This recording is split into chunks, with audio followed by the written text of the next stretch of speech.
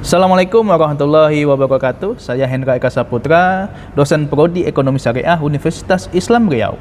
Nah, di sini saya akan menjelaskan bahwa dalam pembelajaran kami di Ekonomi Syariah itu sudah berbasis rencana pembelajaran semester berbasis OBE. Nah, di mana itu adalah outcome based education ya, yang merupakan sistem pendidikan yang dirancang adalah berfokus pada outcome-nya ya, dan tidak hanya berpusat pada materi yang diselesaikan. Nah, adapun capaian yang harus kami lalui ya, khususnya nanti akan ditampilkan video mengenai fikih muamalah 1, intisari dari ekonomi syariah, antara lain menunjukkan sikap bertanggung jawab atas pekerjaan di bidang keahlian serta mandiri menguasai dasar-dasar fikih muamalah itu sendiri dan dalil-dalil Al-Quran dan hadis yang terkait dengan ekonomi syariah. Yang selanjutnya adalah mampu menunjukkan kinerja mandiri, bermutu dan terukur. Nah, selanjutnya mampu menerapkan aspek fikih muamalah dan hukum positif ekonomi syariah terkait dengan perkembangan ekonomi mikro maupun makro.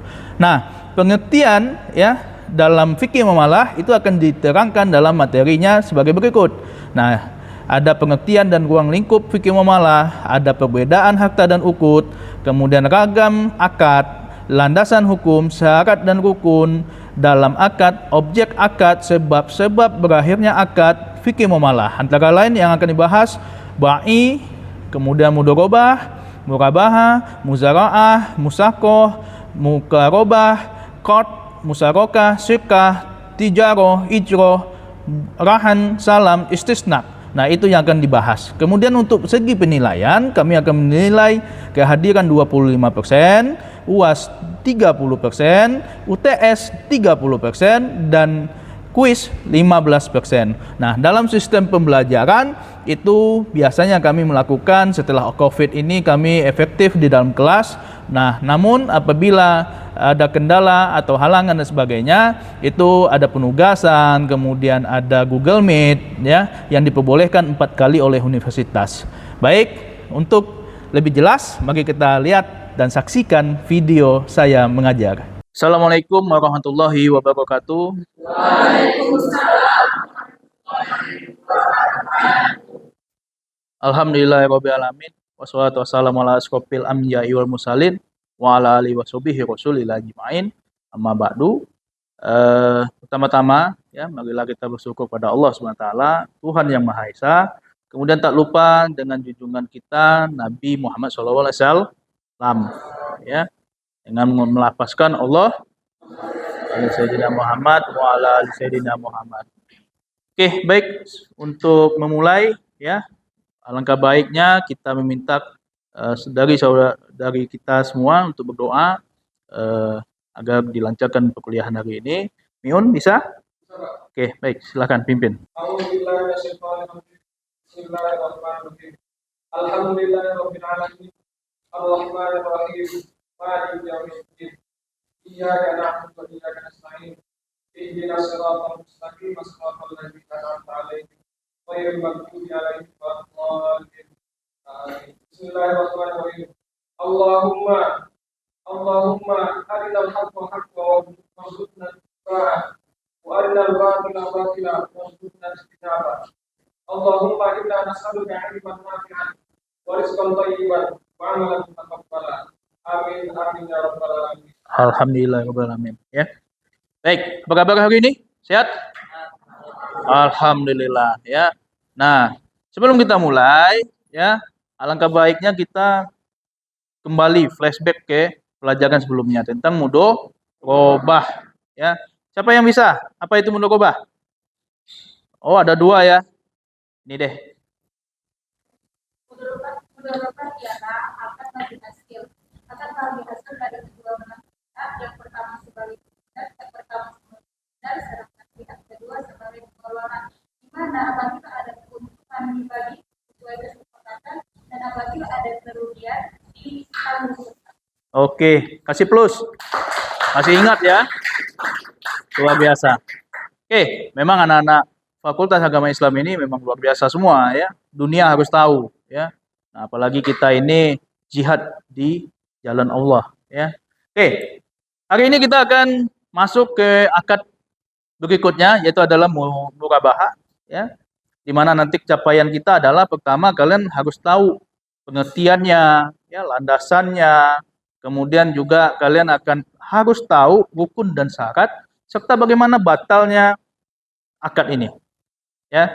Nah, jadi nanti kita akan gambarkan bagaimana akad ini dengan sebuah bagan, ya. Nah, ya. Oke, murabahah. Kita lihat, ya, pengertian murabahah dulu. Ya. Oke. Nah, secara bahasa, ya, dan secara istilah. Nah, bahasa itu datang dari murah dan baha, gitu ya. Nah, yaitu adalah bagaimana saling mendukung, saling memberi keuntungan di dalam itu, ya. Nah, secara istilah, bagaimana orang transaksi jual beli tidak ada merugikan orang lain. Kenapa begitu?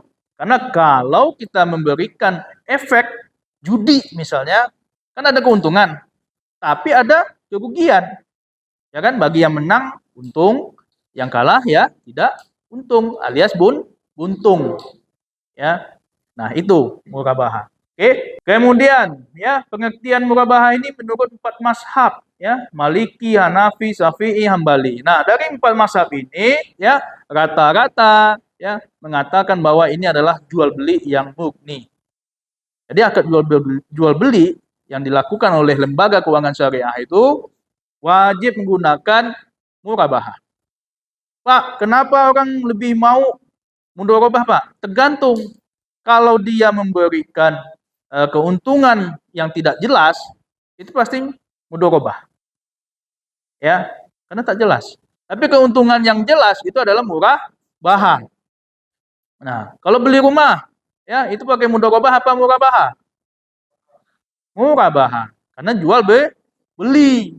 Ya, nah itu keuntungan dari murabahah ini. Jadi tidak ada merugikan ya dari nasabah itu sendiri atau konsumennya atau sebagainya, ya.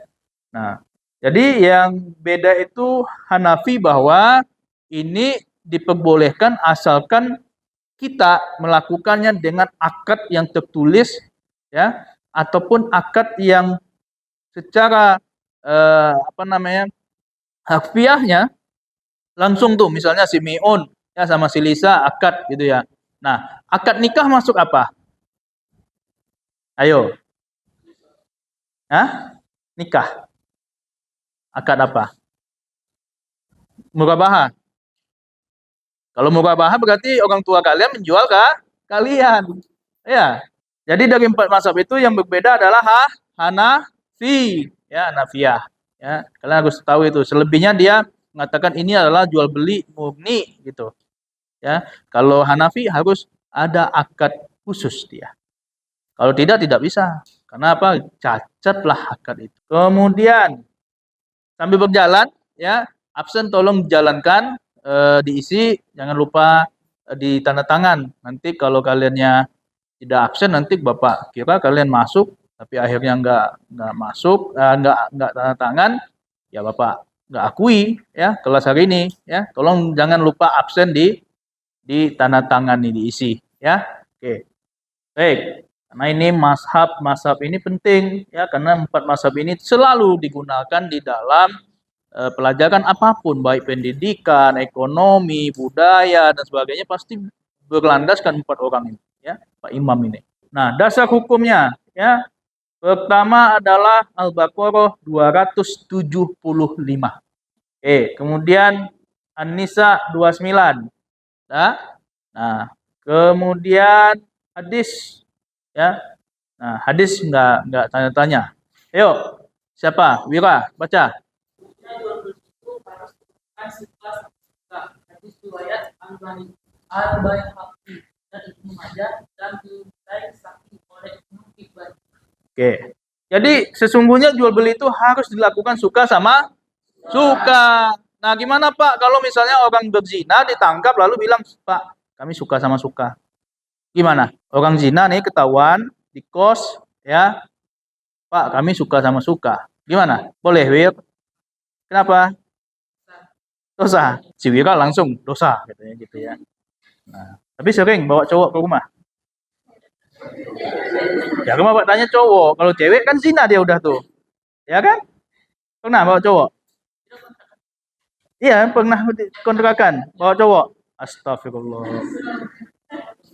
Ya, nah itu hadisnya. Kemudian ada lagi hadis kedua. Coba situ. Hmm. Dapat yang paling afdal pertama adalah hasil karya tangan seorang yang membuat makhluk. Nah, Riwayat Ahmad Al-Bazar dan Tabarani. oke. Pendapat yang paling afdol itu ya pendapatan, bukan pendapat. Pendapatan kita itu adalah jual beli dan kerajinan tangan.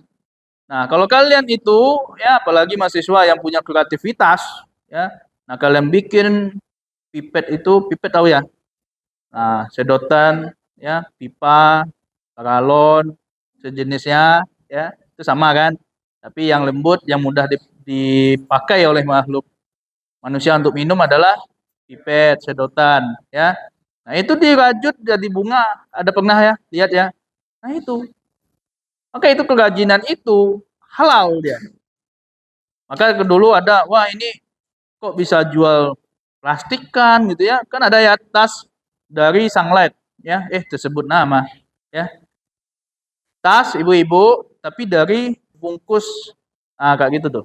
Ya. Jadi boleh apa enggak kita jual sampah? Boleh apa enggak? Mau. Sampah hanya depan tuh. Nah, sampah yang udah diolah lagi punya nilai. Nah, mahasiswa kita sering tidak punya nilai itu. Kenapa? Karena kebanyakan bahan. Tak ada nilainya kan? Nah, tuh. Jadi kalau kita banyak rebahan, banyak menghabiskan waktu sia-sia, maka tidak akan ada nilai tambah bagi mahasiswa itu. Sama, sampah juga, sampah masuk dalam tong sampah, diam di dalam itu, kalau tidak di tangan yang ahli, ya, tangan yang tepat, maka sampah tetap sampah. Jadi jual beli di sini seimbang dia dengan kerajinan tangan, hasil karya tangan, ya. Nah, kemudian masih hadis, ya. Silahkan yang perempuan deh, ya. Si Humay. Bisa Mai? Baca Mai? Tak kelihatan. Nah, yang paling dekat ini, coba.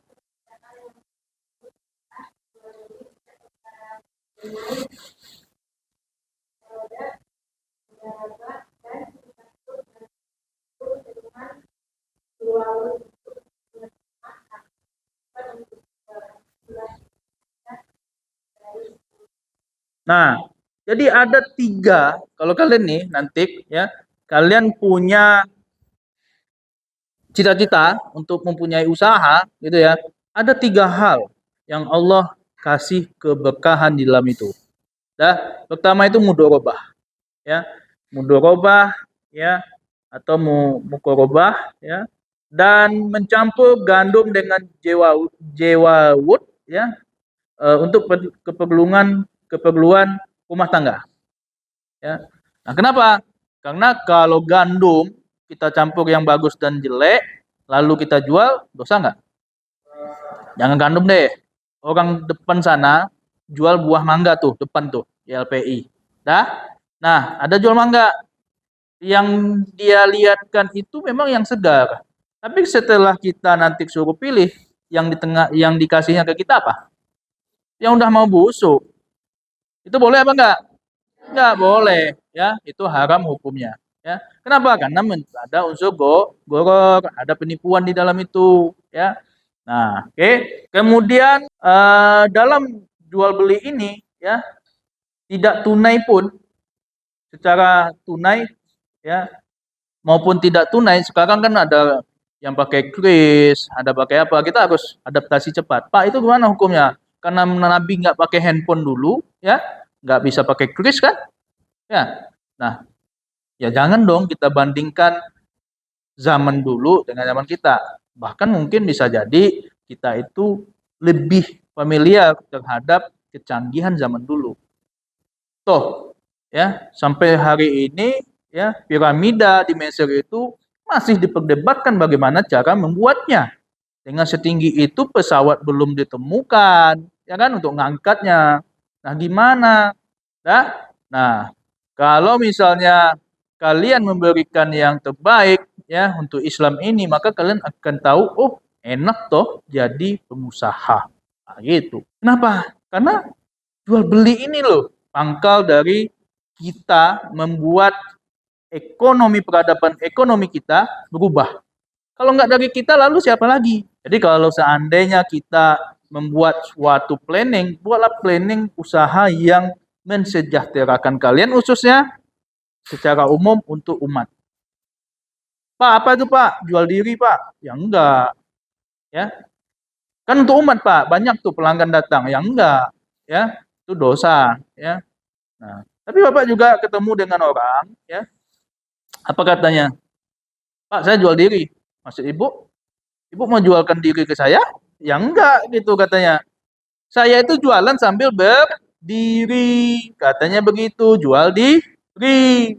Nah, Bapak juga baru tahu, ya. Nah, oke, ini dasar hukumnya. Dah. Al-Baqarah 275, An-Nisa 29, kemudian hadis, ya, hadis Al-Baihaqi, ya, hadis Ahmad Al-Bazar, ya, kemudian hadis riwayat Ibnu Majah dari Suhaib, ya, Suhaib. Oke, next. Nah, rukun murabahah, ya. Nah, kalau nomor 1 itu kalian lihat gambarnya ngapain itu? Jualan. Jualan jilbab. Oke. Nah, rukun 1 adalah ada penjual dan ada pembeli. Yang pertama harus ada ba'i. Dah. Kemudian yang kedua harus ada musitari. Kalau tidak, ya nggak terjadi. Masa iya ini saya jual ya, lalu kita ke sini. Ya saya beli ya. Ya kan gila namanya. Ya kan? Nah, itu. Dah. Kemudian yang kedua, lihat gambarnya dulu. Nah, apa itu? Paket. Shopee. Ada? Kita lihat. Oke, pas ya. Nah, barang ini atau objek dibilang mabi ya. Jangan salah-salah. Jangan M-nya jadi B. Beda bahasa. Ya. Nah, objeknya harus ada. Ada nggak orang jual beli? Bu, ini duit saya. Ambil lah. Nggak ada kan? Pasti orang, Bu, beli ini duitnya. Ya. Nah, kamu beli gimana? Coba. Mau beli, Pak? Itu doang. Kalau misalnya jualnya dalam karung apa gimana? Pak, mau beli, Pak? Gitu juga. Harus ada barangnya, objeknya harus jelas, ya. Kemudian gambar ketiga, yuk. Harus ada harga, ya. Yaitu saman. Nah, samankan berarti harga. Yang keempat, ya, yang keempat adalah gambar akad, ya, atau transaksinya, atau sigot, ya. Nah, Agus, kita ulangi balik. 1 ada ba'i, musitari. Nah, ada penjual, pembeli. Yang kedua, mabi atau yang ketiga saman, yaitu adalah harganya. Yang keempat adalah sigot, ya. Nah, jadi itu dia. Harus hafal rukunnya. Nah, kalau ada rukun ada syarat. Rukun iman, rukun Islam, ya kan? Ada syaratnya kamu masuk Islam. Kan gitu. Nah, ini dia syarat mukabahah. 1, akad. Nah, harus sah. Orang nikah kalau nggak sah gimana? Ulang lagi kan? Kalau nggak dia akan zina. Nah, kalau berzina ya hukumnya beda lagi kan. Harus sah. Sahnya dalam kata pertama, kalau dia bilang ini bagus, harus bagus. Yang bilang mangga Pak, bagus ini. Taunya nggak bagus. Bohong kan? Nah, itu nggak boleh. Nah, kemudian yang kedua, pembeli itu harus mengetahui harga awal barang yang menjadi objek jual beli itu. Jadi kalau harganya nggak tahu, ya sama aja bohong. Misalnya laptop nih, mentang-mentang orang kaya saya beli. Ada nggak orang seperti itu? Masuk toko laptop, jumpa, saya beli. Ada nggak? Jadi harus tahu kita harga awalnya. Nah, ada juga orang, Pak, laptopnya berapa? 10 juta, gua beli 14. Ada yang kayak gitu? Yang untuk konten ada. Ya, gaya-gayaan. Dia aja makan susah. Kalau enggak mesti konten kan? Karena ngemis dengan Netizen, ya. Nah, kalau nggak ngemis dengan netizen nggak bisa dia makan. Nah, jangan gaya-gaya lu bilang gitu ya. Oke. Yang ketiga, barang yang menjadi objek itu berupa komoditi. Komoditi artinya apa? Pernah dengar tuh, komoditi, komoditi. Bukan komodo, beda. Komoditi. Komoditi itu ada beras, ada apa lagi? Hah? Minyak, gula, komoditi. Nah, jadi kalau seandainya kita buat seperti ini, ya harus jelas dibuat itu yang kayak mana, ya. Nah, jadi barang yang menjadi objek itu adalah komoditi. Jadi jangan pula nanti kita menjual gini, mentang-mentang dia tinggal di sungai, tepi sungai, kawannya. Halo bro, aku mau jual sungai ini. Bisa nggak? Nggak bisa karena bukan hak dia pertama dan juga bukan komoditi. Nah, beda hal kalau misalnya dia punya pabrik PDAM PAM diolah lalu airnya dialirin bisa ya dijual. Maka nilai tambahnya di situ. Nah, oke. Selanjutnya, oh ya yang tadi itu ada alat tukar. Kalau nggak ada alat tukar nggak sah ya. Oke, yang keempat, barang yang dijual itu tidak dibarter dengan barang yang serupa atau kawinya. Contoh, ya 1 kilo emas ditukar 1,1 kilo emas, boleh nggak? 1 kilo dengan 1,1 sama-sama emas, boleh nggak? Boleh nggak? Nggak boleh. Makanya dia harus barternya tuh ya harus barang yang bisa ditukar dan seimbang. Besaran dari keuntungan margin harus diketahui oleh penjual. Nah, kalau zaman Rasulullah itu disampaikan, marginnya sekian ya. Modal aku 50.000, kamu aku kasih 60.000. Nah, boleh. Ya. Kalau sekarang enggak, etek-etek di sana tuh, tahu etek-etek? Uni-uni di pasar Ramayana tuh, ondeh dadah. Ini modal awal 50. Nah, udah nawang PI. Padahal modalnya 20. Ya kan? Kita tahu juga, gini-gini juga pernah jual baju. Nah, yakin? Saya juga nggak yakin. Oke, tuh. Nah, macam-macam murabahah, ya. Satu ada berdasarkan jenisnya, yaitu murabahah tanpa pesanan. Kalau kita jual beli, ada yang langsung tanpa kita berpesan, ya. Nah, kemudian ada yang dengan pesanan, dipesan dulu. Ya, ada nggak yang seperti itu? Aku mau pesan jilbab, habis besok aja. Ada? Ada. Oke. Kemudian yang kedua, berdasarkan pembayaran, ya. Tunai dan non tunai atau cicil, ya. Nah, itu jual belinya. Kemudian keunggulan akan murabahah ini satu, ya lebih transparan, lebih terbuka dia. Yang kedua, mengutamakan kepentingan dua pihak. Jadi suka sama suka. Yang ketiga, menggunakan sistem balas jasa bukan bunga. Jadi jasa kita yang menjual karena ongkos kita dan sebagainya, nah itu yang menjadi dasar, bukan bunga di situ. Ya? Nah, kemudian keempat, keuntungan bisa dinegosiasikan. Keuntungan apa? Penjual bilang 50, kita tahu 40. Mau dia, tapi keuntungan dia akan berkurang 10. Tapi bisa dinegokan kan? Awalnya 50 jadi 40, bisa kan? Pandai-pandai kalian lah ya.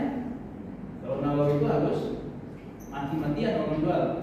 Harga 50, tawar 5.000. Ada ya? Ada. Oke. 5.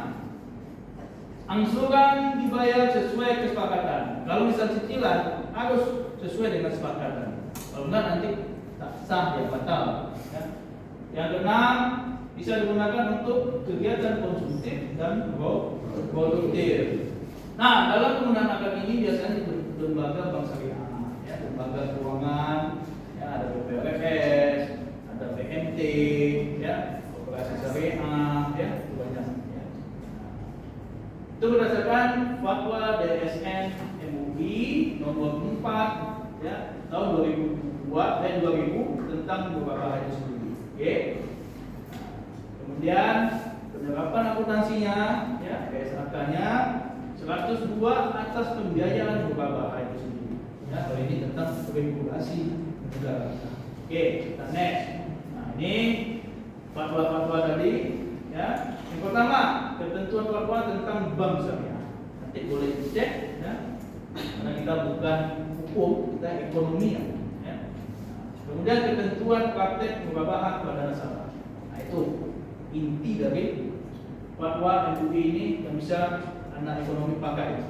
Ya, kalau masalah hukum itu adalah hukum ekonomi syariah, beda jurusan, ya, harus kita bisa. Oke. Nah, sedangkan PSAK nomor 102 itu, ya, ini dia. Akuntansi untuk penjual, akuntansi untuk pembeli akhir, dan terakhir adalah penyajian. Penyajian itu bikin laporan, oh hari ini dapat penghasilan sekian. Nah, itu, ya, PSAK. Oke.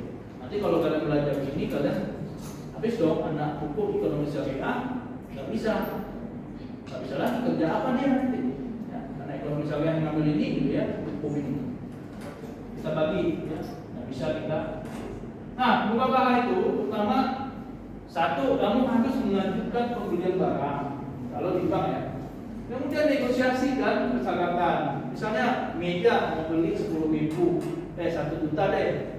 Dan lalu kami bilang, nggak bisa, 980.000. Oh bisa. Oke, syaratnya ada DP, ijazah dan lain-lain. Oke, penuhi. Nah kemudian akad deh, udah dapat, ya. Nomor 3, akad antara nasabah dan bank.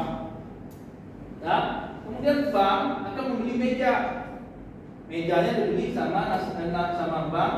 Nah, bank si ini supplier atau yang punya meja, ya, yang penjual meja akan mengirimkan ke nasabah. Ya, ini bagiannya nih. Jadi satu, kamu mengajukan, dan kedua, negosiasi harga sama persyaratan dilengkapi, lalu lakukan akad jual beli, murabahan. Nah, bank akan menelpon supplier atau yang penjual untuk mengirimkan kepada nasabah. Ya, seperti itu. Oke. Skema pembiayaan. Oke, itu dari Bapak. Ada yang ingin ditanyakan? Apa saja sifat prinsip-prinsip yang mendasari transaksi murabah dalam lembaga keuangan syariah? Nah, kalau prinsip kita bertanya, ya, prinsip itu kan banyak tuh, ya, berbagai prinsip yang dilakukan oleh lembaga keuangan syariah, tapi tetap kepada prinsip asas JSN MUI tadi. Nah, prinsip-prinsip dasarnya yang pertama, memang kita harus mengikuti fatwa MUI. Yang kedua, tidak boleh kita adanya melanggar satupun dari regulasi baik undang-undang maupun dari MUI itu, JSN itu, ya, Dewan Syariah Nasional. Ya. Nah, yang ketiga, akad ini kalau tidak sesuai dengan apa yang diterangkan tadi buku dan syarat, maka dia batal. Nah, itu prinsip dasar. Oke, waktu kita sudah habis. Mohon maaf, salah kata. Sebelum kita tutup, silakan Muslimun. Doa. Doa kafaratul majlis. Subhanallahumma wa bihamdika asyhadu an la ilaha illa anta astaghfiruka wa atubu ilaik. Baik, tolong dipelajari tentang hukum dan syarat. Ingat itu pengertian, ya, perbedaan mazhab, ya. Tolong dipelajari kembali di rumah supaya nanti bisa ingat. Oke, banyak kekurangan dan salah, mohon dimaafkan. Kita akhiri, wabillahi taufiq wal hidayah. Wassalamualaikum warahmatullahi wabarakatuh.